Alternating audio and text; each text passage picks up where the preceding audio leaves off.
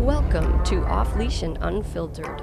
Trigger warning, I'm Katie Pepe, delivering the truth in dog training.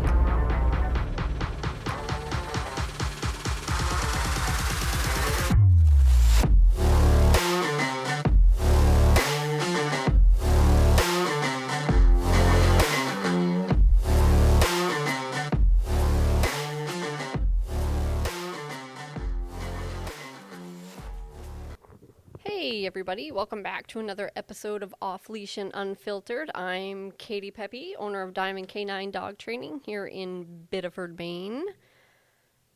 So, all too often, we get dogs in for training,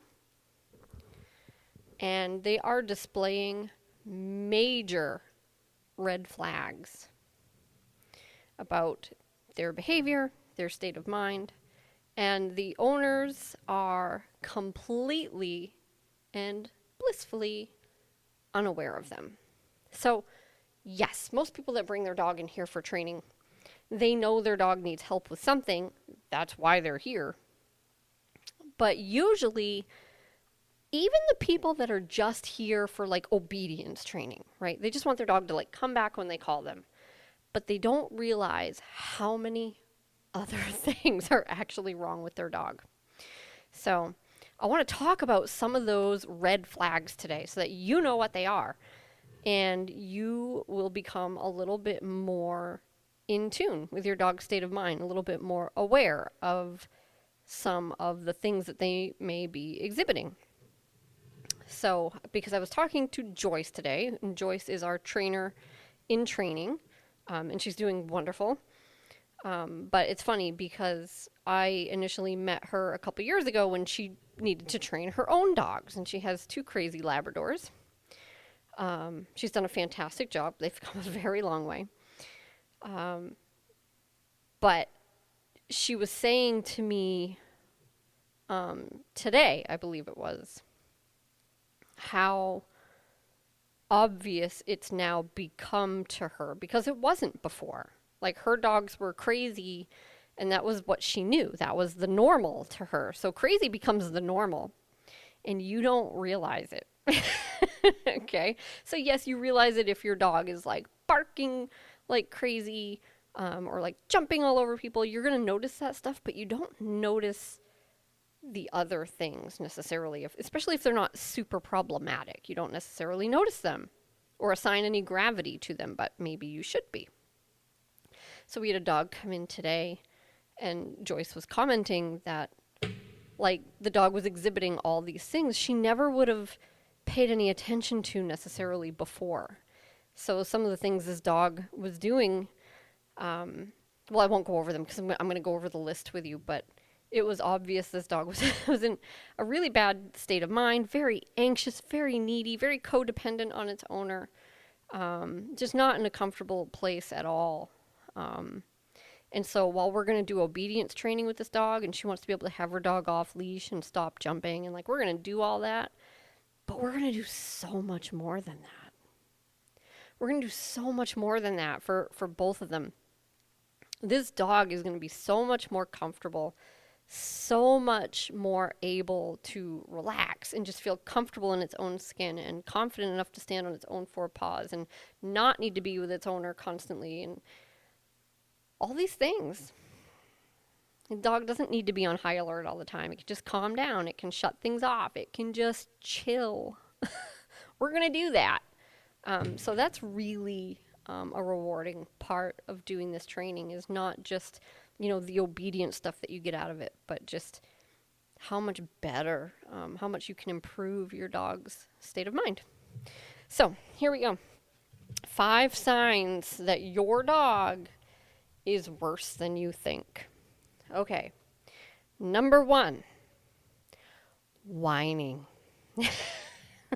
And whining is the thing I hate the most. So I certainly notice it if your dog's whining. I'm just one of those people. Whining, it'll just grate on me. And I think that's really common. But, I think part of the reason that it does grate on me so much is because it's my job to stop it. So I'm more apt to notice it and be acutely aware of it. But so whining, yeah, a little bit of whining might not be a big deal, guys. But like, what kind of whining does your dog do, and how frequent and how intense is it? Okay? Because it's like, yeah, if you have your dog on place and you're playing with the other dog and they let out, a 2-second little whine, is that a problem? No, not necessarily. That might not be a big deal at all.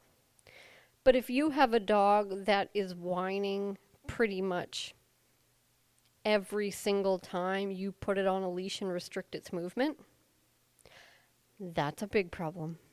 If you have a dog that whines every single time it sees a person or a dog and it can't go over there and rush into their space and bother them, if that makes your dog whine, that's a huge problem. So it's like, why is your dog whining? How frequent is it? How intense is it? So if they're whining incessantly for no reason other than you're outside the house or you went somewhere new, you can hear some whining right now in the background. It's a dog that just came in for a board and train. It's actually the dog that I was talking about a minute ago.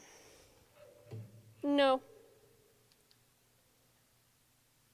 So I'm going to address that with a little e-collar tap. No. And you get to hear it in real time. So I'm saying no, and then I'm tapping the e-collar and try to get her settled. But so whining is a big one. Pay attention to that. If your dog whines frequently and intensely, you've got a real problem. If the things that trigger whining are very simple everyday things, like just standing still with your dog on a leash, going outside, going to the store, going in the car, that's a big one. You have a problem. Your dog should not be whining that much. That's not cool. That indicates some serious mental discomfort and lack of coping skills. All right, number 2. Your dog is stress panting. Okay, so there's no way for you to know for sure why your dog is panting. Maybe your dog is hot. But if you start to notice a pattern, like your dog always pants in this context, regardless of the ambient temperature, then it's probably stress panting, right? So some dogs will stress pant. And this is similar to whining. They'll stress pant in situations that are just normal, everyday situations that they should be able to tolerate. So if your dog is stress panting just because you're working on some training with them, and dogs do that, then that indicates that your dog is struggling with some things that are outside the realm of normal.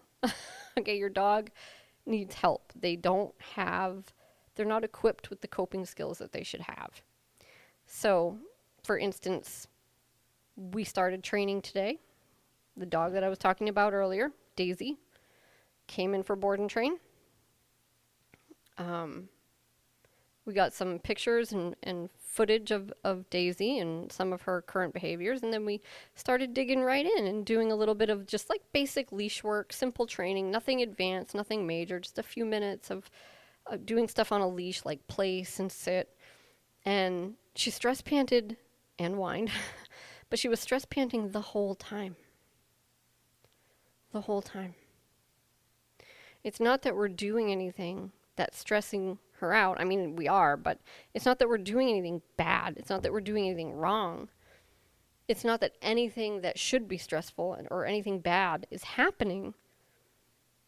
It's just stressful to the dog to be in an environment that's not its normal environment, be doing something that's not its normal routine, be with somebody who's not its normal owner. So your dog may be abnormally stressed by things simply because they're outside of the realm of what they are really used to. So your dog can't tolerate any change, can't tolerate stimulation, can't tolerate, separation, whatever it may be. if you're getting stress panting in these situations, then your dog just doesn't cope well with things that they need to be able to cope well because they're just normal, regular, everyday things.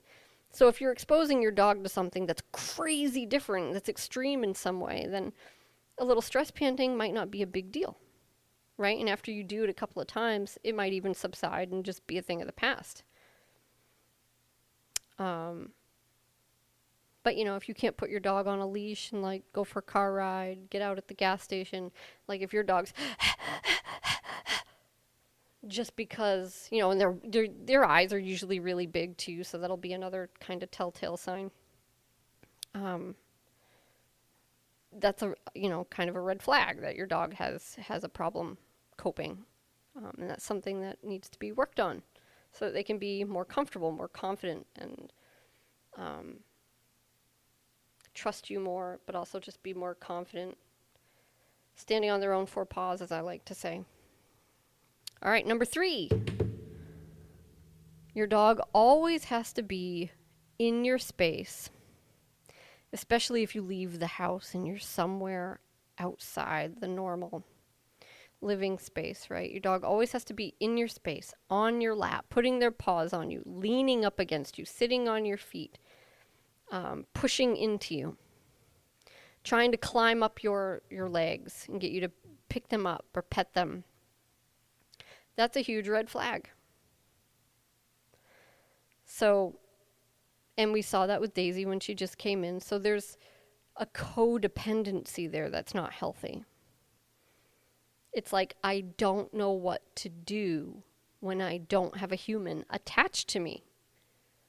I don't know what to do when I don't have this coping mechanism. I don't know what to do when I'm not constantly being touched, constantly being talked to, constantly being given affection. So, and that's not healthy. And our instinct when we see that is to reassure the dog, pet the dog. And it's the worst thing we can do for them. So, a dog that isn't comfortable when they're not, even in sight of you, right? They have to be able to see you. If you leave sight, they get upset. But even worse than that is, like, they have to be touching you. They have to be on you, especially if you go somewhere new, somewhere different. They're just trying to climb your legs. If you try to work them and ask them to do things, they try to climb your legs instead of having to do the things that you're asking them to do. Really common in small dogs. I see that a ton. But, indicates, it's a huge red flag that indicates that your dog has some serious codependency issues on you. And you want to work on building up their independence and their confidence and, introduce some more coping skills into their life so that they can be more comfortable. Number 4, your dog cannot keep their butt on the ground. So, and this ties right into the other ones. So you might have a dog that's whining and stress panting and trying to climb up your legs, and they just cannot sit. Like, you might ask them to sit and they're just going to pop right back up. Okay? Or if you have some leash skills, you might pull your leash up to get your dog to sit, and they might put their butt on the ground, but again, they pop right back up. Right? So that's one of the first things we teach our clients when we're doing private sessions is how to get that nice physical sit just using your leash, so that they can put themselves in those situations intentionally, and they have to just keep following through and applying that leash pressure to get the sit until their dog finally decides to just stay in the sit. And that's how we start to build those coping skills and build the relaxation. But really not that uncommon to see a dog that's just so overstimulated, so over-aroused, so anxious, but never hits the ground. If it does, it springs right back up. Huge red flag. You got to teach your dog how to calm down, how to settle down. And, the thing is, guys, the mind follows the body. So if you can get the body to lower its profile a little bit, to relax a little bit, the mind often will come with that, right? I'm not saying it's a miracle solution, but it's a little bit closer to what you want. It's a little bit calmer. It's a little bit less intense. So we often think about just getting behaviors or just how the dog feels, but they're tied together. They're tied together. So if you can get the dog to choose to do the thing you want with its body, the feelings will follow. Right? And it's a process, and the more you do it, the easier it gets. And the better it gets, and the deeper you get into their state of mind.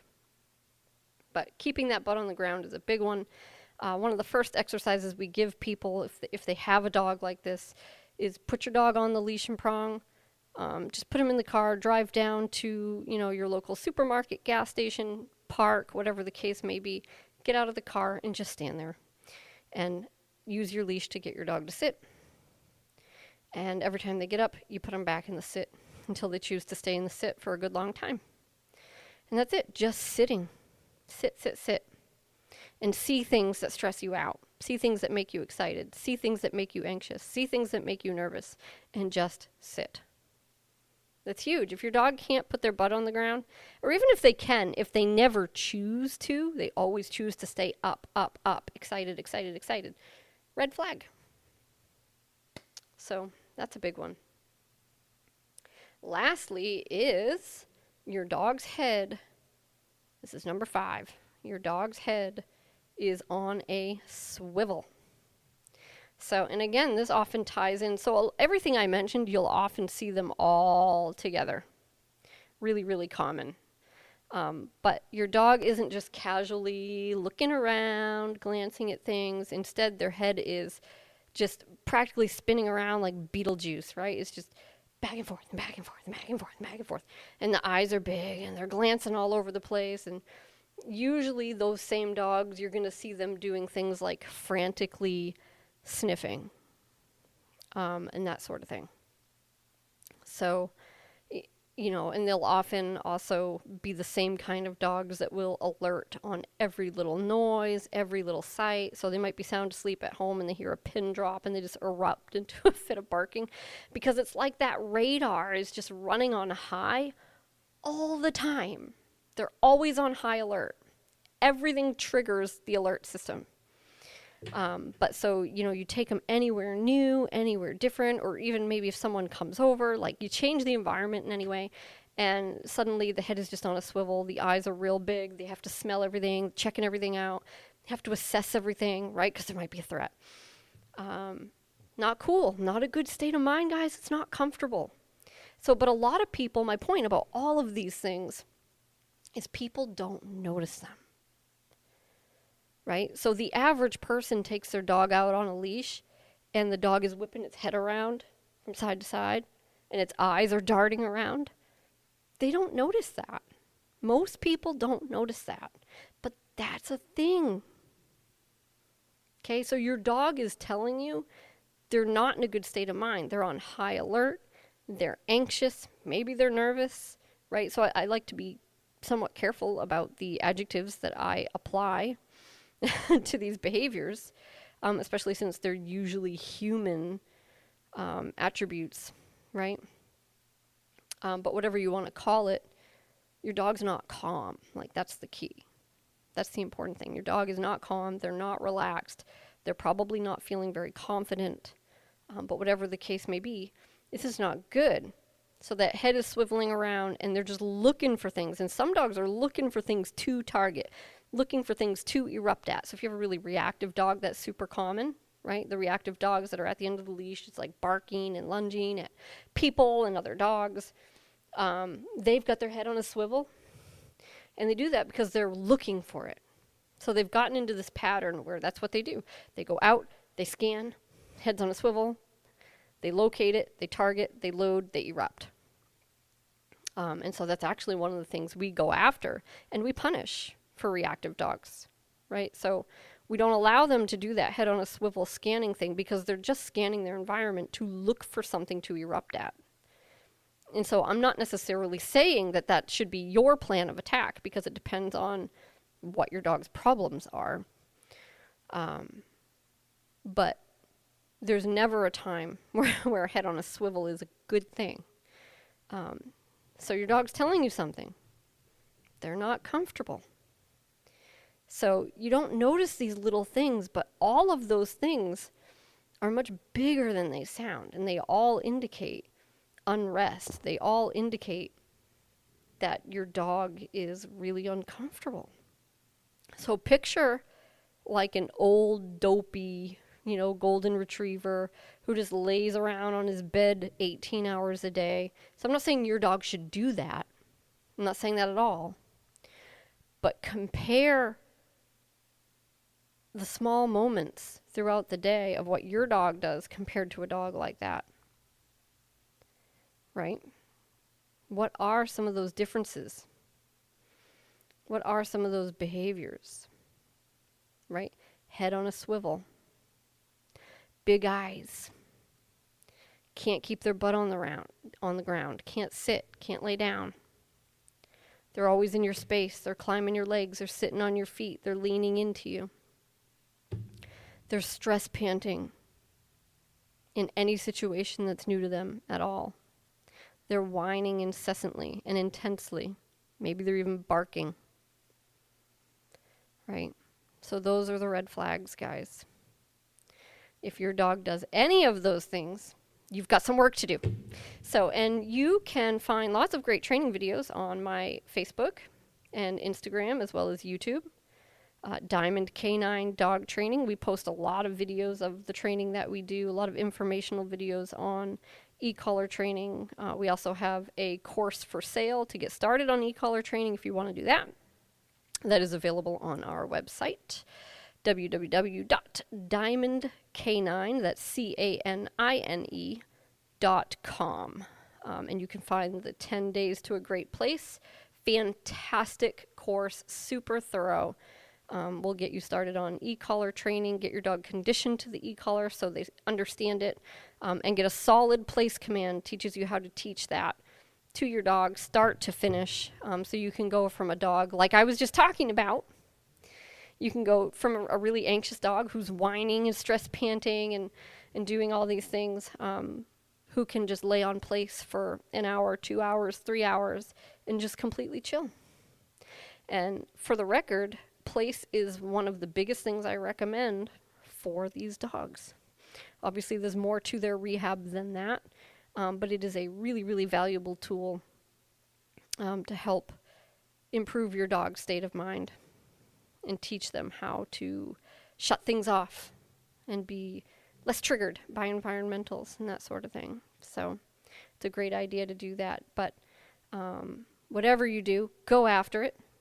Hopefully you'll follow some of our stuff so you can make some headway with your dog's red flags, if they have any of these red flags. All right, guys, that's it for today.